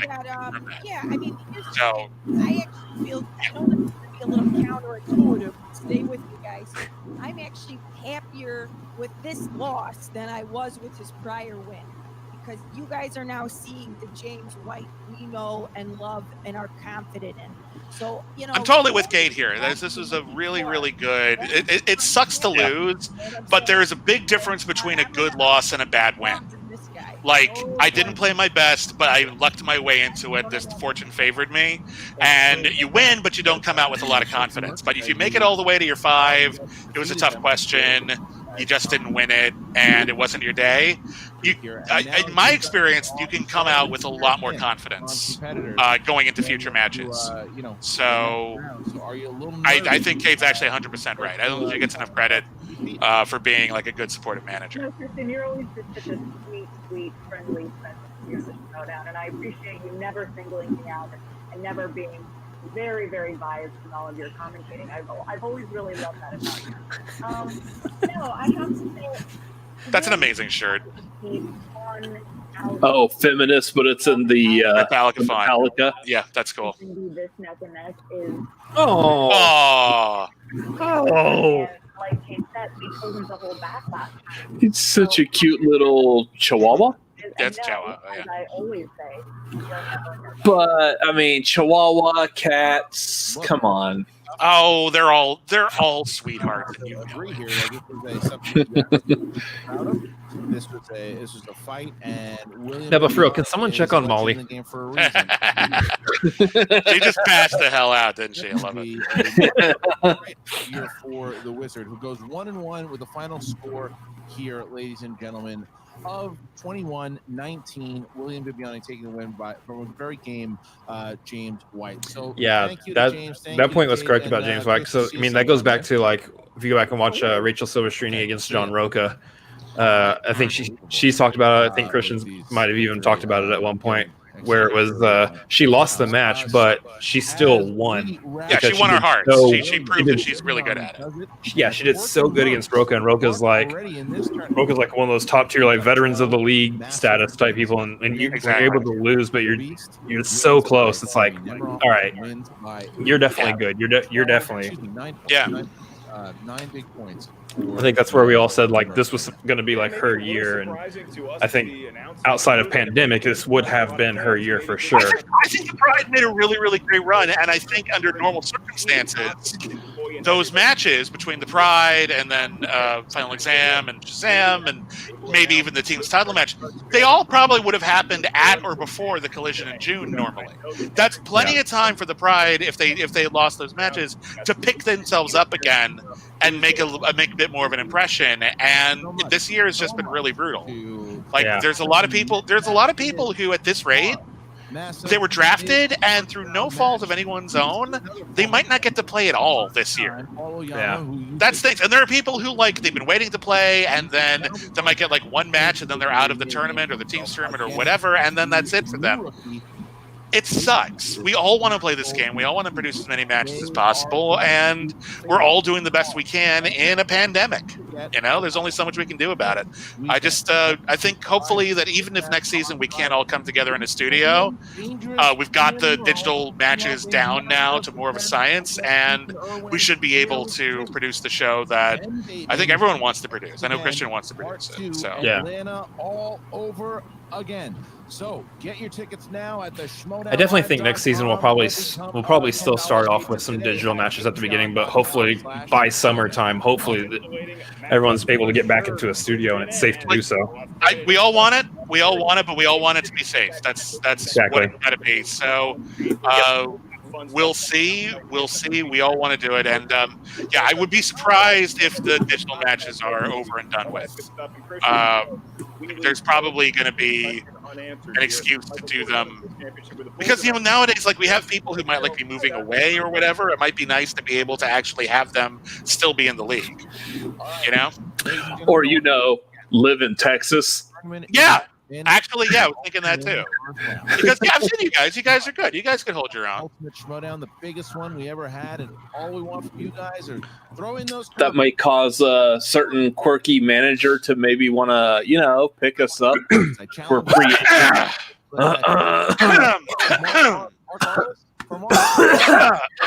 Oh man!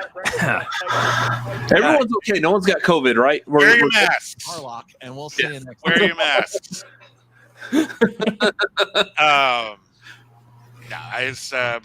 anyway, the draft's going to be real interesting next year. There's no one who's going to be able to keep their whole faction. It's impossible. So it should be a big change up no matter what happens. So I'm really excited about it.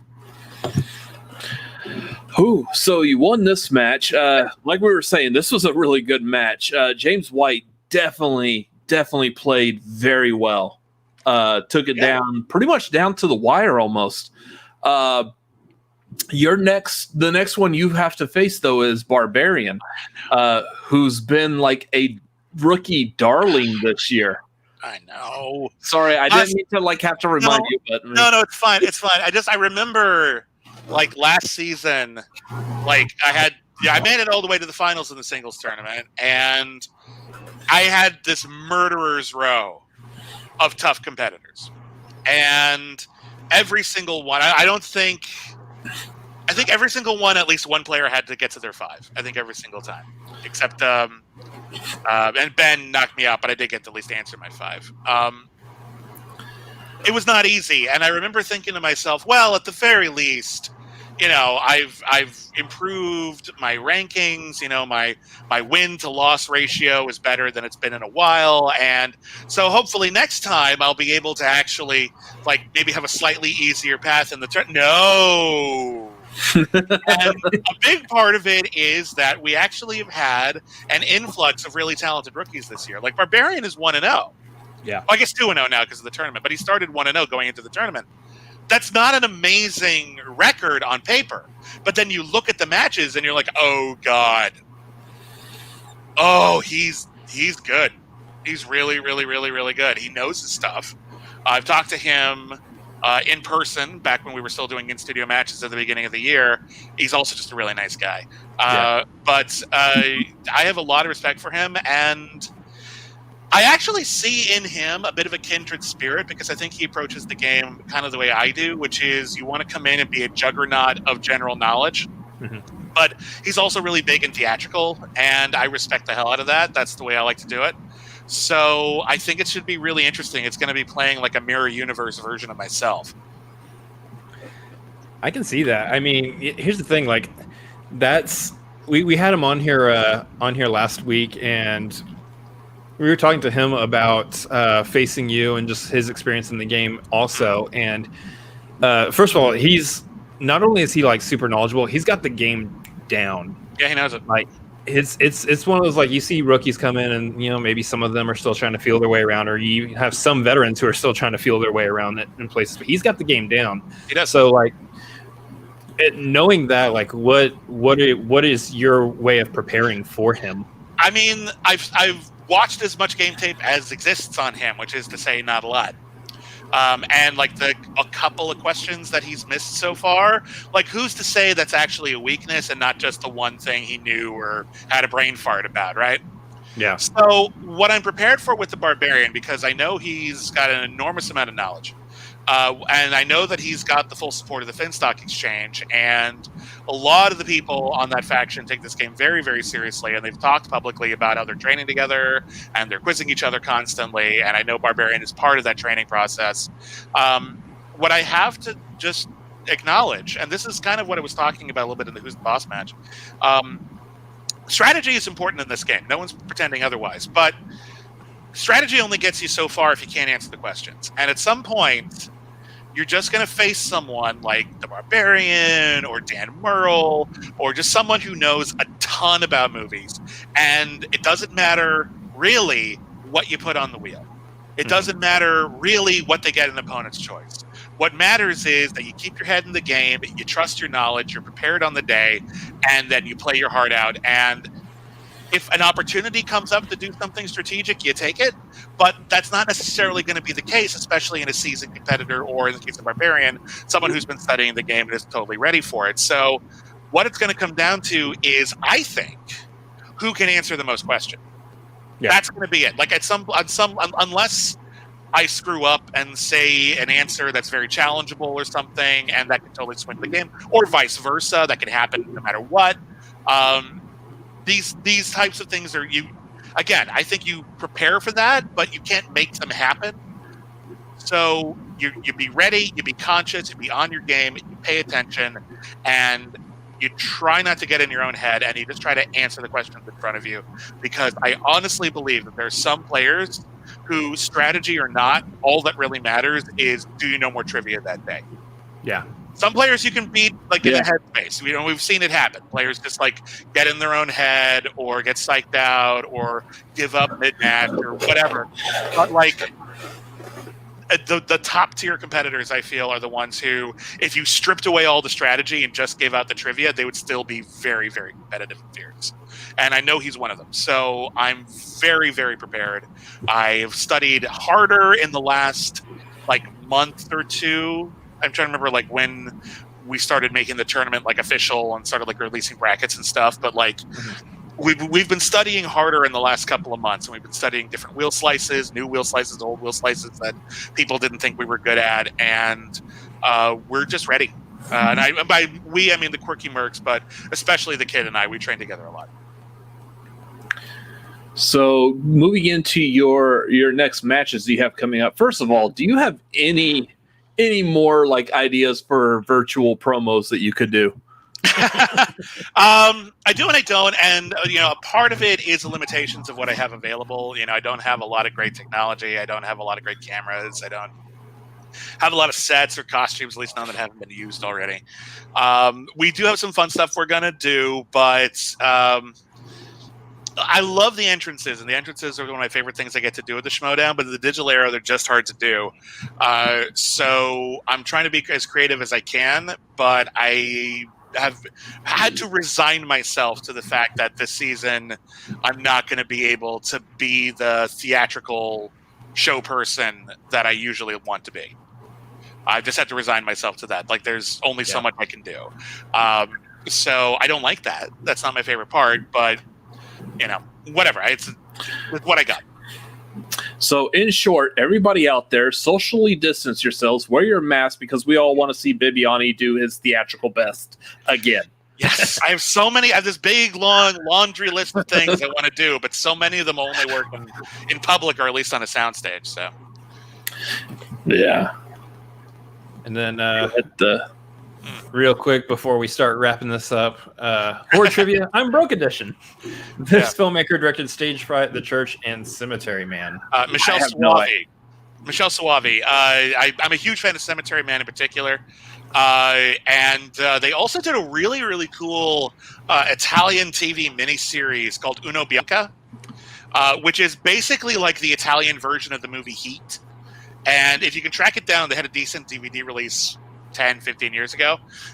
It's really good. It's a really, really, really good Italian cops versus robbers movie, and I'm a big fan of it. I think Michelle Soavi is a really underrated director.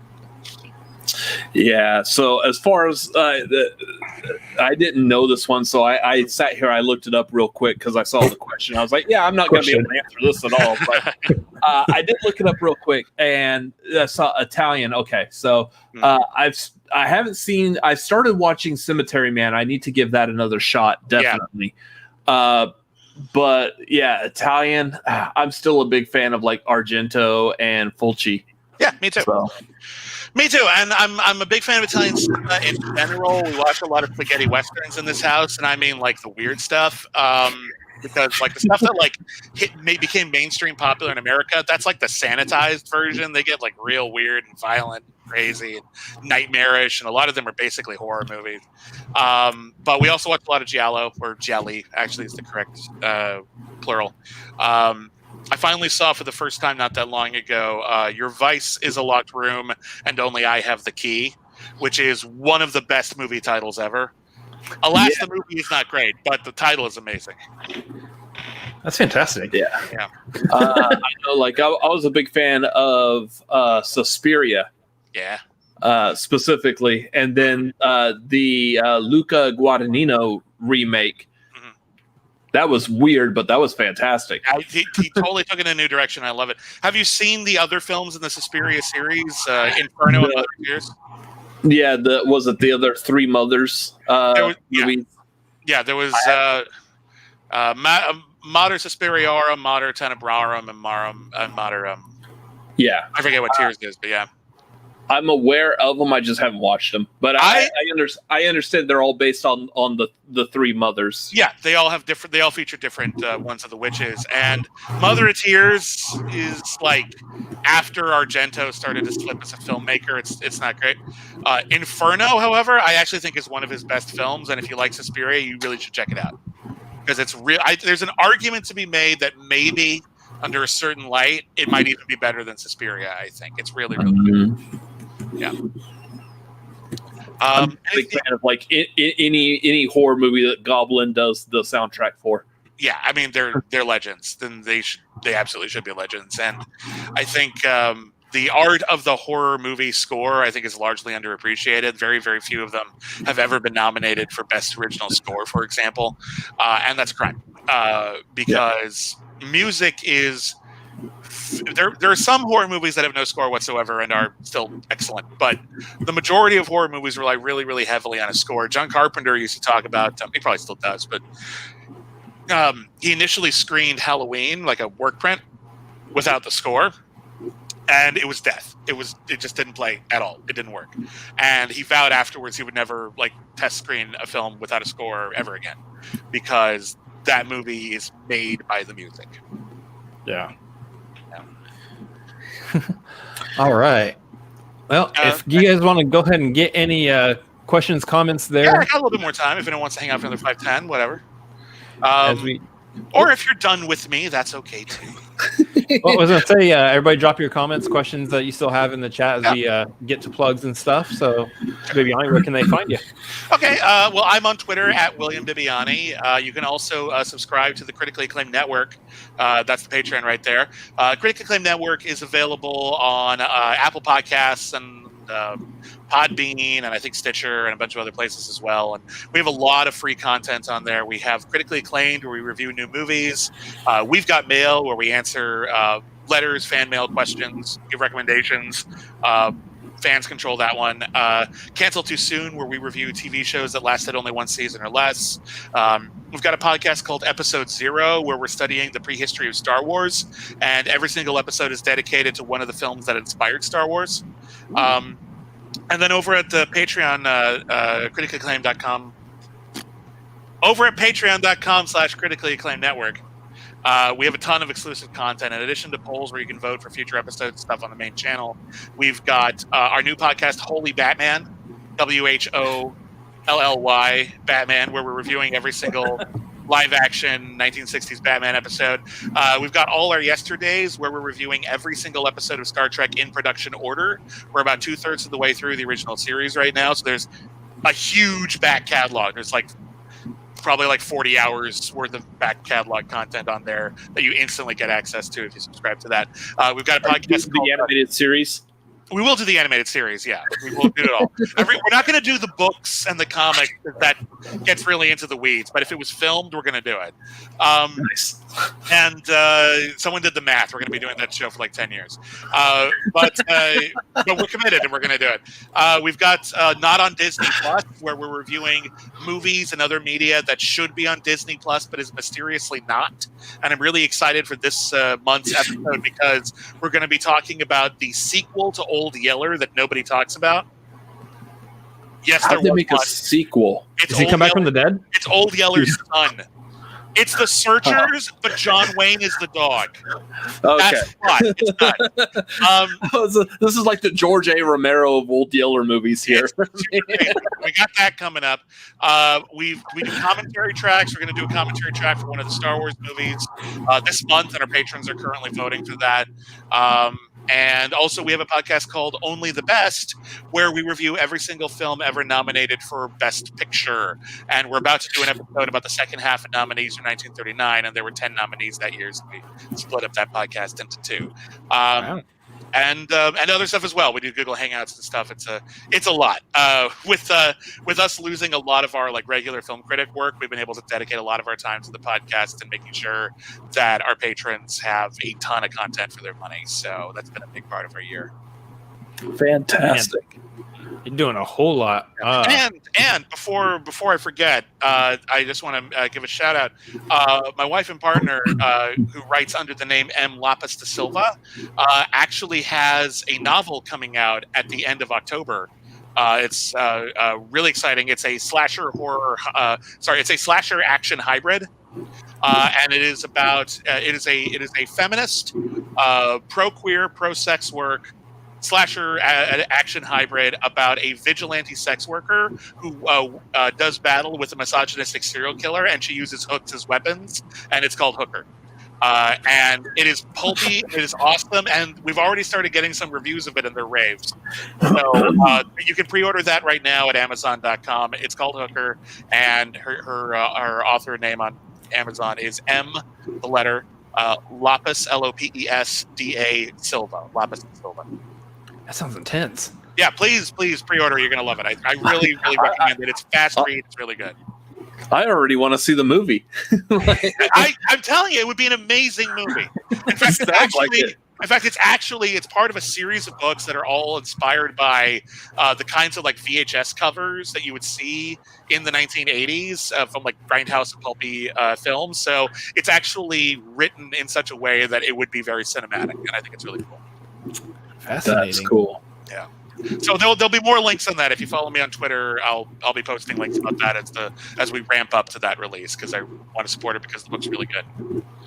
Also, she's family, but like it's also the book's really good. So yeah. So do we want to do this last question here before we do our plugs? So, what in your opinion should be expected from a good movie trivia Schmoedown manager? It used to just be kind of a ceremonial position, like it was mostly like for stories or whatever. And then Emma Fife really broke it down and started taking it really seriously and started like training her competitors and strategizing with them, making it more than just a fun mouthpiece or a person who can be involved in storyline. And I think in the last season, now that everyone gets a manager, we're starting to see just how significant a manager can be for a variety of reasons. One, it takes a lot of the pressure off of the competitors to promote themselves, to do smack talk, to do all the appearances, to put on a show. If that's not your bag, a manager has got to be ready to do that for you. They've got to be the MC. They got to be the host for your faction, and that's a big part of it. They're really important when it comes to keeping us motivated. It's very easy to not be motivated for a variety of reasons. Maybe you're just having a bad day. Maybe you've had some bad matches, and you've read the comments and you start feeling bad. A manager can really help bring you up when you're feeling down, and that's really super important. A good manager, I think, is someone who knows enough about movies and who knows enough about the game to be able to challenge things. Especially important when you're not like in a teams match, for example, in the second round or in rounds of the 5-round matches where the teams are allowed to confer. The other team isn't allowed to be there. The other manager can watch, and if they see something that needs to be challenged, they can challenge it. But the opposing team is allowed to be in there. So you want a manager who can recognize something that might be a problem, even if you, the player, don't. This is also really important because it frees you up in the middle of your own matches to just focus on the question and not on what is worth challenging your manager. You want to be able to trust your manager, have your back, and know the game and know movie well enough to be able to do that for you if you miss something.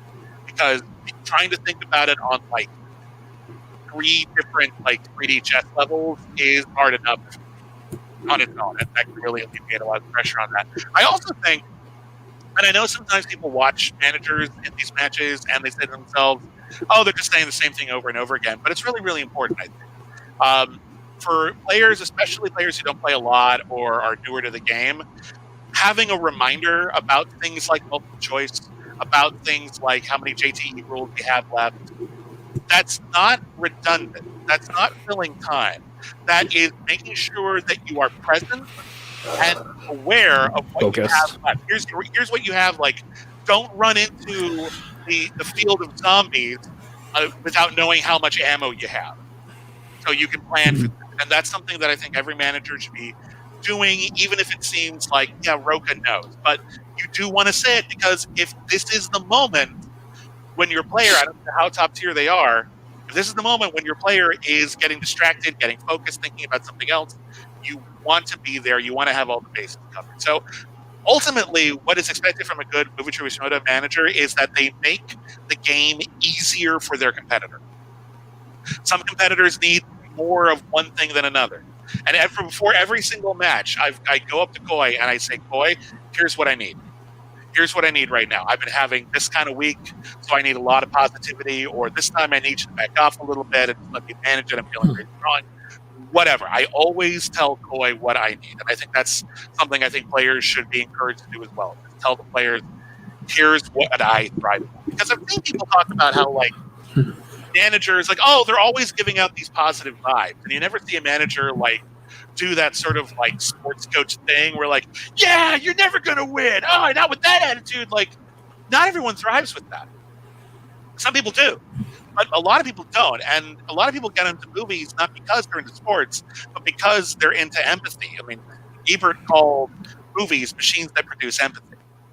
Yeah. It's a lot. It attracts a lot of sensitive people.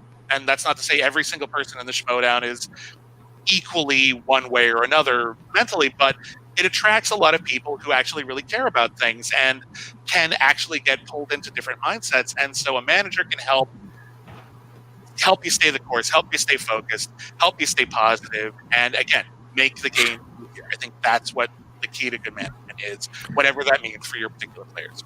Yeah. What I've been noticing, just as somebody watching from the managers this season, I see it from Coy, I see it from like Winston, is some of the best managers are an equal part of the team, whether it's a teams match or they're almost like the second part of a team in a singles match.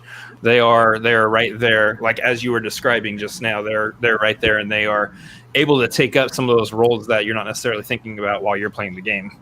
Yeah, no, and that's the thing. Like if you're like on the field in a sports match, you don't want to have to think 8 plays ahead. You're trying to focus on making sure that this play goes off well. That's what your coach is there for. That's what the managers, that's what all those other people on the sidelines are there for.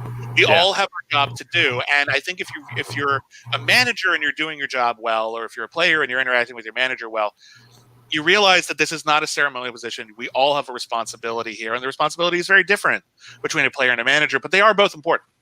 Or at least they can be, and I think they should be, and I think people benefit from making the most out of that relationship. So I've had plenty of matches in my past before this season where I honestly feel that if I had a manager, or a good manager, I would have.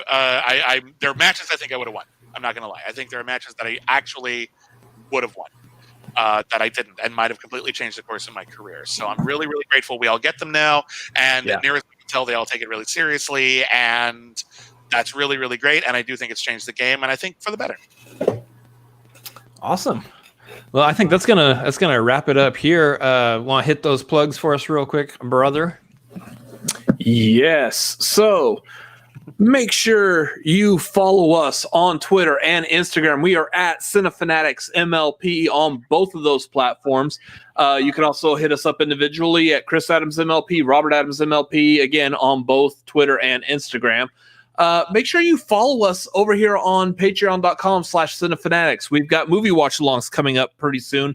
I believe this month we are going to be doing Bill and Ted's Excellent Adventure in celebration of Face the Music. And then later this month, we will be doing Inception in celebration of Tenet. So yeah, hop on that $10 tier. You'll be able to do the watch-alongs with us. Also, on Tuesday nights, which is going to be tomorrow night, 9 p.m. Central Time, we have The Tagline. That's a show where the tagline is the title. That is where we talk about movie news and what's going on in movies, and sometimes a couple of movie reviews if we happen to miss them during the week and we're not able to film individual movie reviews. We might talk about them on the tagline, like we will be doing tomorrow night for Bill and Ted Face the Music and Mulan. We will be doing spoiler-free reviews on the tagline tomorrow night. So make sure you come back for that. I don't think we have to worry about the spoilers on Mulan too much. Yeah. She wins at the end, guys. I mean, also, tomorrow night we will be doing again the Schmoedown replay. So that's going to be tomorrow night's going to be Paulo Yama versus Marisol McKee. So make sure you come back for that one, as we're going to be watching that match and discussing that as well. That is exciting. Yeah, that's all this whole week. This is the results of the play-in matches. These are all going to be good this. Ooh, yep. Can't breathe. Yeah, I'm real stoked. These are all going to be good this week. So yeah, make sure you all come back for that. Anyways, that's going to do it for tonight. I believe that takes care of it. Everyone who is there in the chat watching this, thank you for watching. Thank you for being a part of this episode. Mr. Bibbiani, thank you so much for being on here. It has been an absolute pleasure. It is so much fun.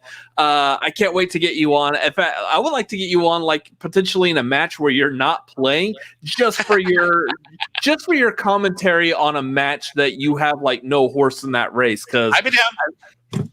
Yeah, I think that would be a lot of fun. So I'd be down. Like, let me know. Like, I don't know. Like, I assume you have your pick of the litter, but like, if you ever just want me on for one of them matches and I have the time, by all means, I'm happy to come on. I love you guys. I love your shows. I do think you're doing a great job over here, and it's always a treat to be able to do anything with you. Yeah, well, thank you. Honor for us as well. Yeah, absolutely. I'm just a guy. So, sitting in the bottom of the screen on a Cinefanatics channel talking about Schmoedown. Build the clip, God. Anyways, that's going to do it for tonight, y'all. Thank y'all for watching. As for my brother, as for myself, as for the beast down here, thank y'all for watching, and y'all all have a great night. Laters. Growl, growl.